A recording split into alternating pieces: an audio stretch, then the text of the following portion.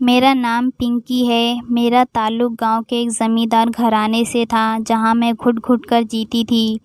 ज़िंदगी से मैं इतनी तंग थी कि मैं वहां से भाग जाना चाहती थी। ऐसे में मुझे वो सब कुछ करना पड़ा जिसके बारे में सोचकर भी रूह कांप जाती है। मगर मुझे उस सब पर मजबूर करने वाला मेरा अपना सगा भाई था, जिसने गैरत के नाम पर मेरा तमाशा बनाकर रख दिया था। मैं आज भी अपने बीते हुए कल को याद करती हूँ तो मेरा दिल खून के आंसू रोता है और मेरे रोंगटे खड़े हो जाते हैं। काश मेरे साथ वो सब ना हुआ होता तो मैं भी बाकी लड़कियों की तरह ब्याह कर अपने पापा के घर से विदा होती। दरअसल मेरे पापा गांव के ज़मींदार थे, इसलिए पूरे गांव में उनका बहुत रुतबा और दबदबा था। लेकिन पापा दिल के बहुत नर्म थे। वो गांव वालों की ज़रूरत का ख्याल रखते थे और उनकी मदद भी किया करते थे। अगर गांव में किसी की बेटी की शादी होती तो पापा शादी का पूरा खर्चा उसको दे देते या फिर दहेज वगैरह का इंतज़ाम करके दिया करते थे। इस वजह से पापा को सब बहुत पसंद करते थे। लेकिन पापा का एक वसूल था कि वो किसी भी गलत काम करने वाले आदमी को सज़ा दिए बगैर नहीं रहते थे, और झूठ तो उनको सख्त नापसंद था। पापा जब तक ज़िंदा रहे उन्होंने गांव में किसी भी तरह के गलत काम को होने नहीं दिया। अगर उन्हें पता चलता कि कोई अपनी बेटी की कम उम्र में शादी कर रहा है या कोई पति अपनी पत्नी को मारता पीटता है तो वो फ़ौरन उसे बुला लेते। पहले तो अपने अंदाज़ में समझाते थे, लेकिन ऐसे लोग अगर अपनी हरकतों से बाज ना आते तो पापा उनको सज़ा भी देते थे। इसलिए पापा की डर की वजह से कोई भी ऐसी वैसी हरकत नहीं करता था। हम दो ही बहन भाई थे। मैं छोटी थी और मेरा भाई मुझसे 7-8 साल बड़ा था। पापा ने भाई पर शुरू से ही सख्ती कर रखी थी ताकि वो अपने रुपए पैसे का नाजायज़ फ़ायदा ना उठाए और बुरी संगत में ना पड़ सके। लेकिन मैं पापा की लाडली बेटी थी। मेरी हर बात वो बिना कहे समझ जाते थे और मेरी हर ख्वाहिश बगैर मेरे कहे पूरी कर देते थे।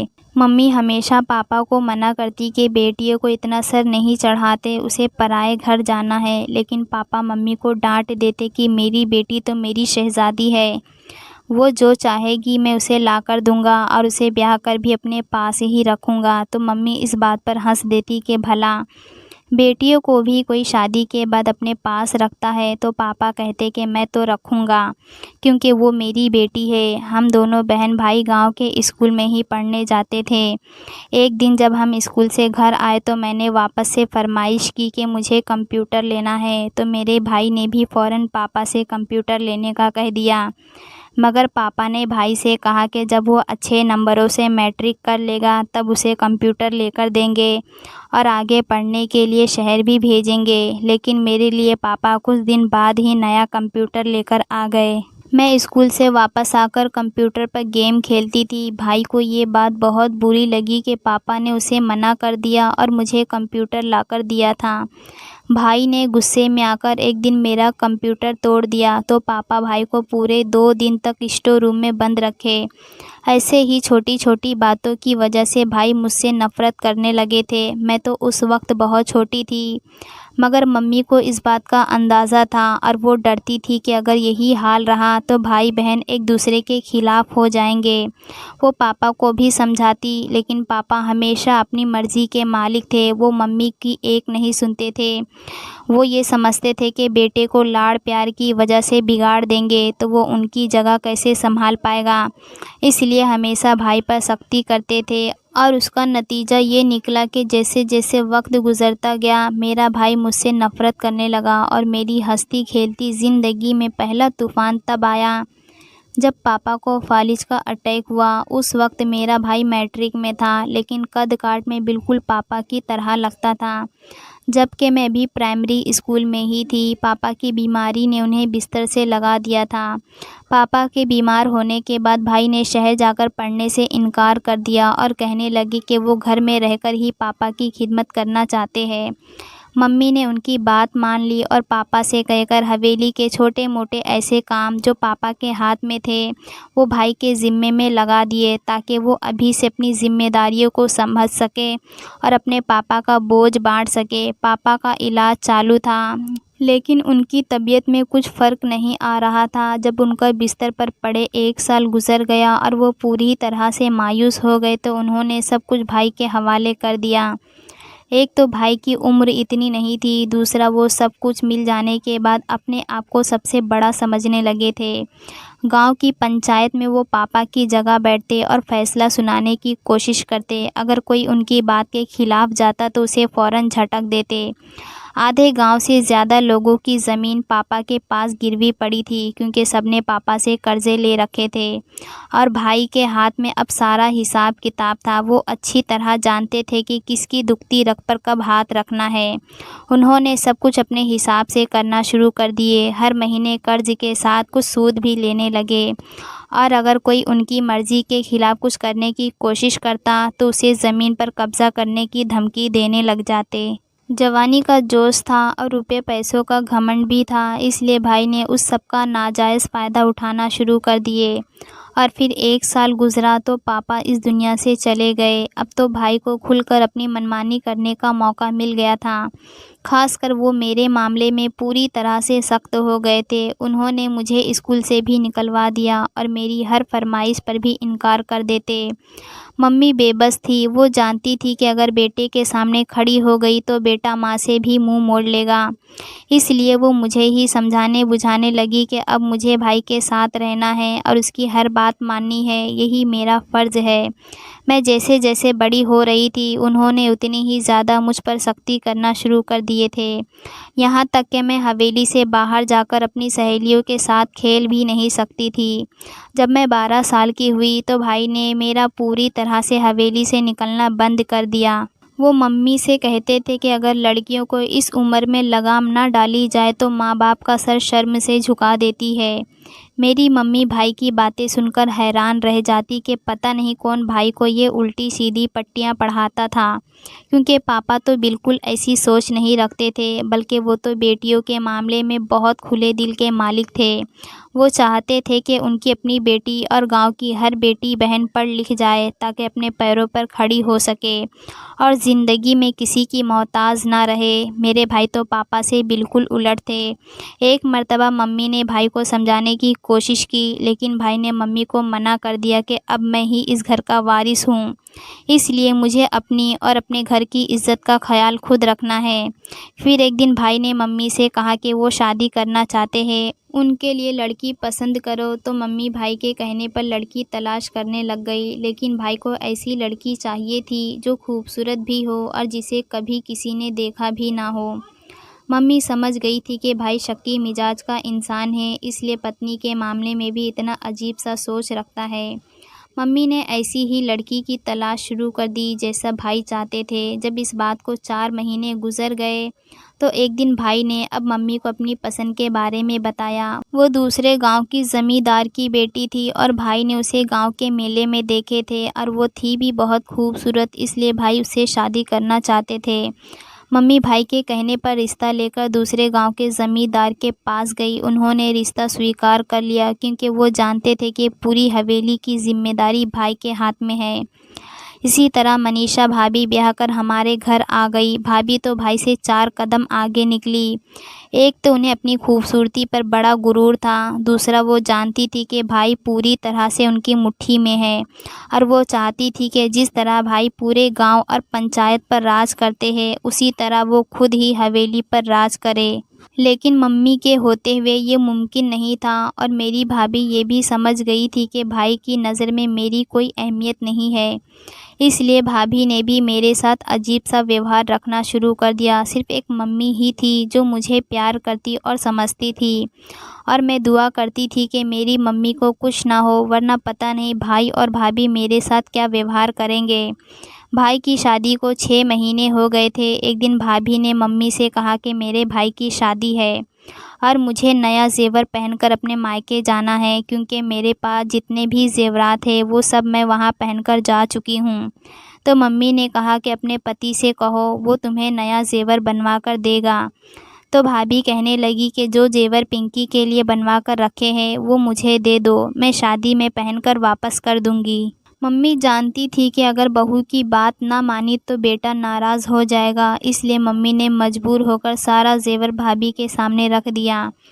मेरे सोने के बड़े बड़े सेट देखकर भाभी की राल टपकने लगी और उन्होंने इस बात पर फसाद डाल दी कि बहू को हल्का ज़ेवर चढ़ा दिया था, जबकि बेटी के लिए भारी भारी सेट बनवा कर रखे हुए हैं। यही झगड़ा चल रहा था कि भाई वहां आ गए। भाई ने मम्मी से कहा कि सारे ज़ेवर मनीषा के हवाले कर दो, वो जो चाहेगी पहन लेगी और जब पिंकी की शादी होगी तब उसको नया ज़ेवर बनवा कर दे देंगे। मम्मी ने खामोशी से सारा का सारा ज़ेवर उठाकर बहू को दे दिया। इस तरह भाभी ने बड़ी चालाकी से सारा ज़ेवर अपने पास रख लिया। जब मैं 15 साल की हुई तो मम्मी भी इस दुनिया से चली गई और मैं भाई भाभी के रहमो करम पर अकेली रह गई।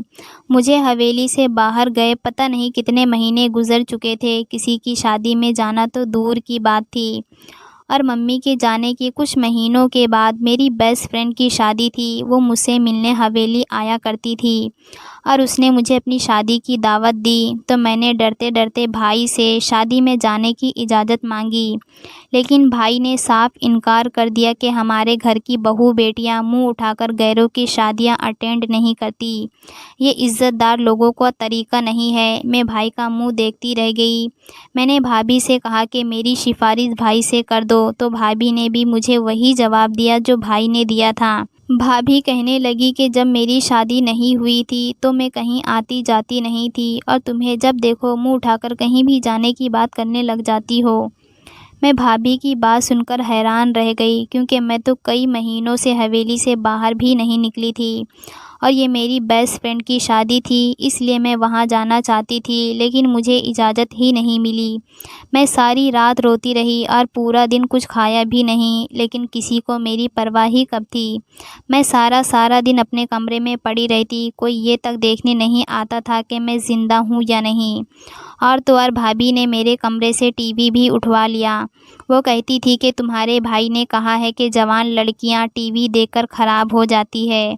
मैं अपने ही घर में घुट घुट कर सांस ले रही थी, ना कहीं आ जा सकती थी। और फिर मेरी बेस्ट फ्रेंड की शादी हो गई, जो मुझसे मिलने आ जाया करती थी। मेरे कमरे में टीवी भी नहीं था और मुझे हॉल में रखा हुआ टेलीफ़ोन उठाने की भी इजाज़त नहीं थी। मेरी ज़िंदगी किसी मुसीबत से कम नहीं थी और हवेली तो एक कैद खाना बन चुका था।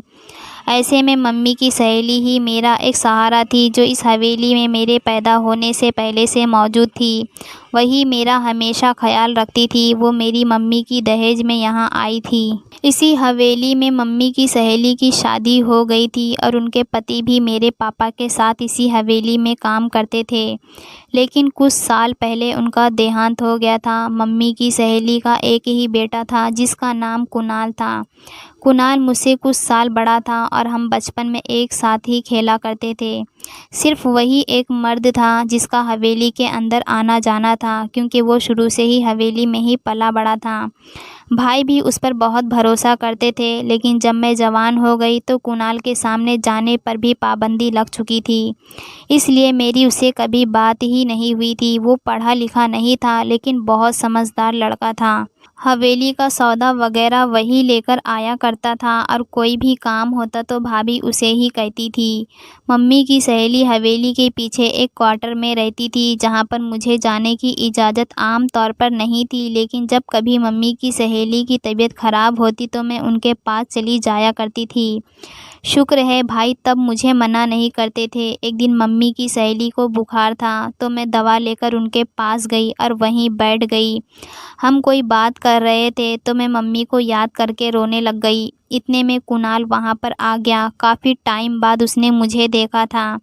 मैंने नोट किया कि वो मुझे ही देख रहा था। जब मम्मी की सहेली ने उसे आवाज़ दी कि बेबी जी यहाँ मेरे पास बैठी है, तुम यहाँ से चले जाओ, तो अब वो अपने ख़यालों की दुनिया से वापस आया और फटाफट कमरे से बाहर निकल गया।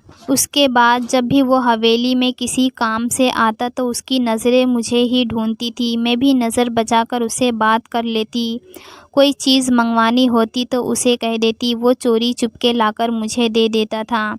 मेरे कमरे की खिड़की पीछे वाले हिस्से में खुलती थी, जहाँ मम्मी की सहेली का क्वार्टर भी था। वहाँ से मैं कुणाल से बात कर लेती और वो मुझे कोई ना कोई ऐसी चीज़ लाकर देता जिसकी मुझे ज़रूरत होती थी और जो मेरे भाई भाभी से मैं नहीं मंगवा सकती थी, क्योंकि उनके ख़्याल में तो मैं एक जीती जागती इंसान नहीं थी। मुझे तो सिर्फ 2 वक्त की रोटी और पहनने के लिए कपड़े चाहिए थे, जो वो मुझे दे रहे थे।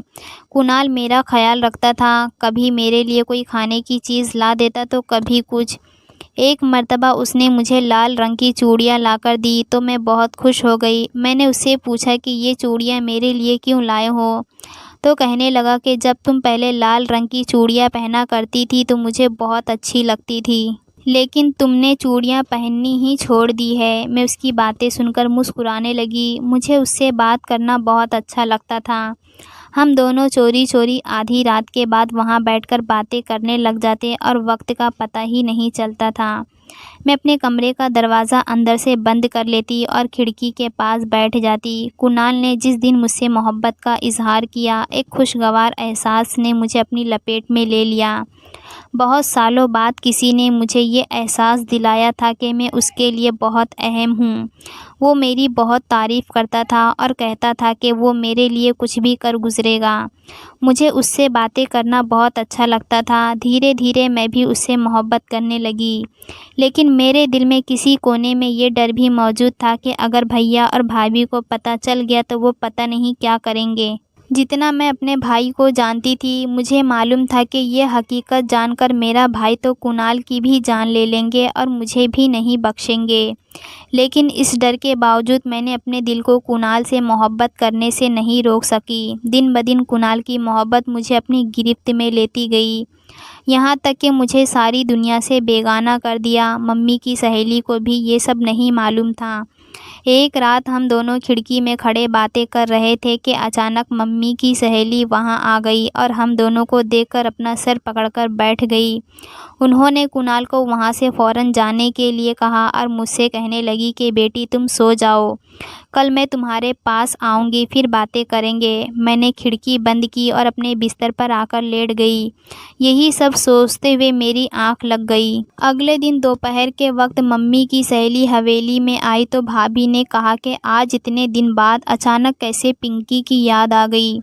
तो मम्मी की सहेली कहने लगी कि बेटा मेरी तबीयत ठीक नहीं, इसी वजह से मैं चल फिर नहीं पाती हूँ। आज बड़ी मुश्किल से यहाँ आई हूँ क्योंकि मेरा पिंकी से मिलने को दिल कर रहा था। मम्मी की सहेली मेरे कमरे में आ गई और मेरे सामने हाथ जोड़कर कहने लगी कि बेटी कुछ अपना ख्याल करो और कुछ मेरे बेटे पर रहम करो। अगर तुम्हारे भाई को ये सब पता चल गया तो वो तुम दोनों को ज़िंदा ज़मीन में गाड़ देगा। कुणाल मेरा इकलौता बेटा है, अगर उसे कुछ हो गया तो मैं जीते जी मर जाऊंगी।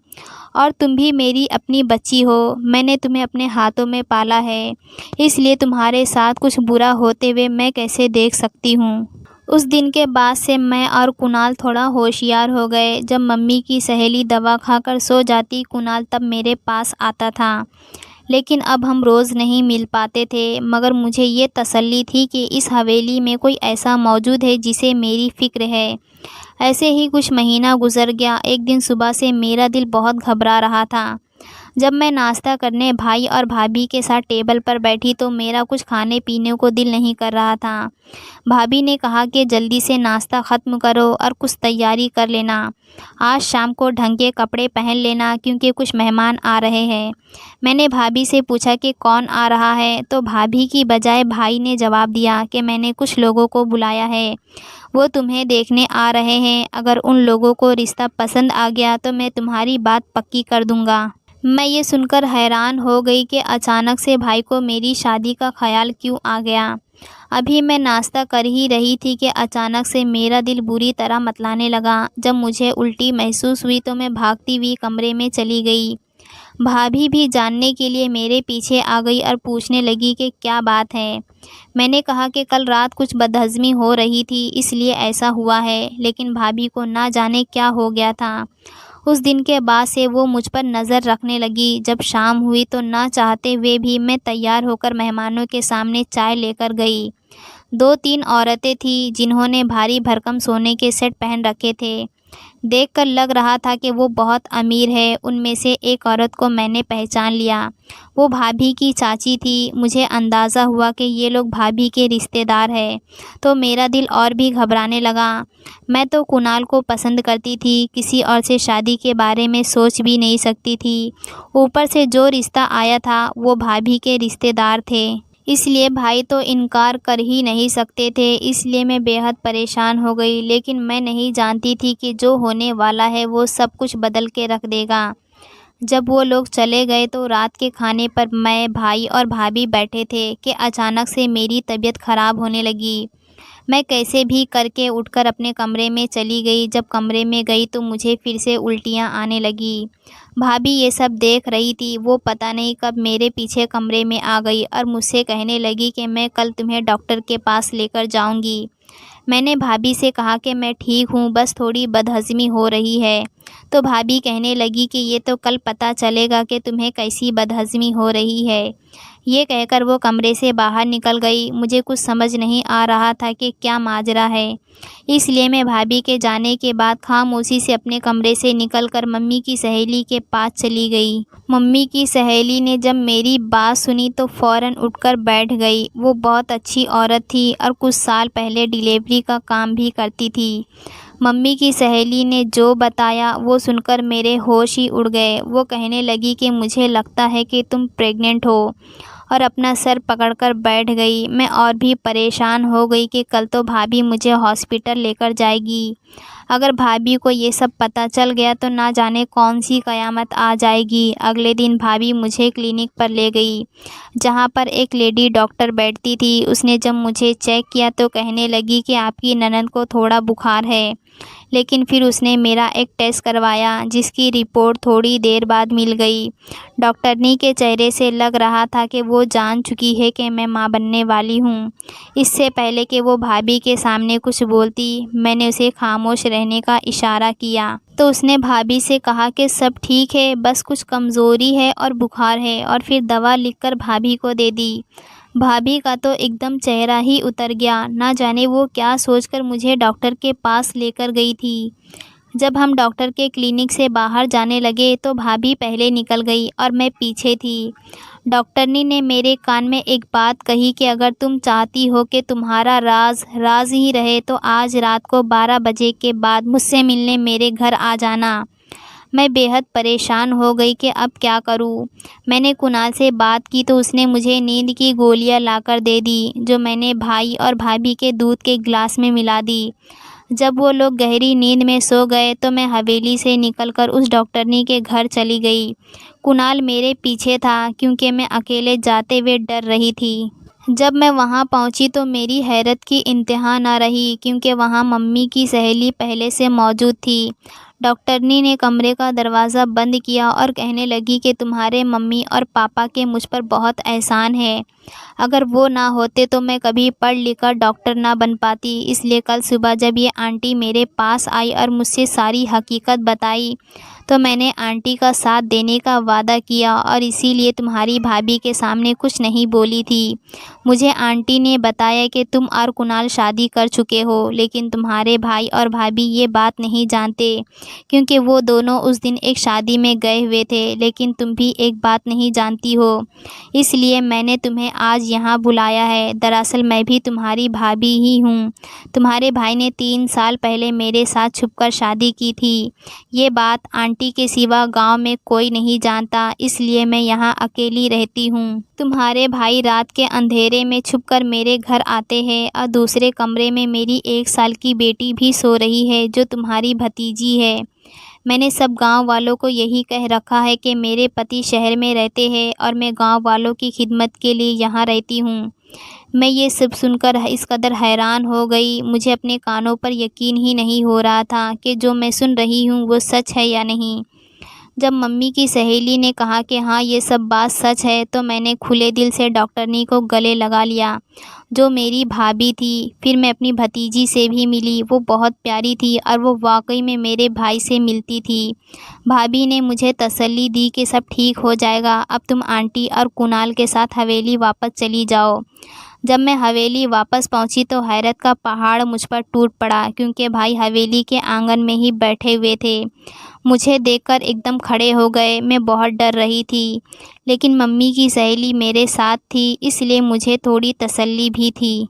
भाई ने कहा कि तुमने दूध में नींद की गोली मिलाई थी। मुझे इस बात का अंदाज़ा हो गया था, इसलिए मैंने वो दूध पिया ही नहीं, और रात को आज जब तुम बाहर जा रही थी मैं तब भी जाग रहा था। मैं सारी हकीकत जानता हूँ, क्योंकि तुम्हारे बाहर जाने से पहले मम्मी की सहेली ने मुझे सब कुछ बता दिया था। मैं बहुत बुरा हूँ, लेकिन तुम मेरी बहन हो और मैं एक बच्ची का बाप भी हूँ, इसलिए मुझे माफ़ कर दो। मैंने हमेशा तुम्हारे साथ नाइंसाफ़ी की और तुम्हें इंसान ही नहीं समझा, लेकिन जब मुझे ऊपर वाले ने अपनी बेटी दी तब मुझे समझ आया कि बेटियाँ और बहनें तो ऊपर वाले की तरफ से एक इनाम होती है। मैं हैरत से भाई का मुंह देख रही थी। अचानक भाई मेरे सामने हाथ जोड़ने लगे। मैं उनका हाथ पकड़ ली और उनके सीने से लग गई। उन्होंने मेरे सर पर हाथ रखा और कहने लगे कि मैं सब कुछ संभाल लूँगा। अगले दिन जो हुआ वो मेरी सोच से भी बाहर था। भाई ने गांव के कुछ लोगों को हवेली में बुलाया, जिसमें भाभी के घर वाले भी शामिल थे। वहाँ पर मम्मी की सहेली भी बैठी थी और कुणाल भी मौजूद था, जबकि मेरी डॉक्टर भाभी भी वहाँ पर अपनी बच्ची के साथ बैठी थी। भाई ने सबके सामने अपनी और डॉक्टरनी भाभी की शादी का ऐलान किया कि वो 3 साल से मेरी पत्नी है और मैंने औलाद के लिए उससे शादी की थी, जिससे मेरी एक बच्ची भी है। बड़ी भाभी से भाई की शादी को कई साल बीत चुके थे, लेकिन उनके यहाँ औलाद नहीं हुई थी, इसलिए भाभी ये सब सुनकर हैरत से भाई को देखने लगी। लेकिन वो जानती थी कि ज़मींदारों के यहाँ औलाद की बड़ी अहमियत होती है। अगर वो कुछ कहती तो भाई उसे छोड़ भी सकते थे, इसलिए उसने इस हकीकत को दिल पर पत्थर रखकर कबूल कर लिया। साथ ही भाई ने सबको ये भी कहा कि कुछ महीने पहले मैंने खामोशी से अपनी बहन की शादी मेरी मम्मी की सहेली के बेटे से कर दिया था, क्योंकि मैं जानता था कि वो गरीब है, इसलिए मेरी पत्नी इस रिश्ते पर नहीं मानेगी। इसलिए मैंने किसी से ज़िक्र नहीं किया, लेकिन अब मैं इसकी विदाई करूँगा। और फिर ऐसा ही हुआ।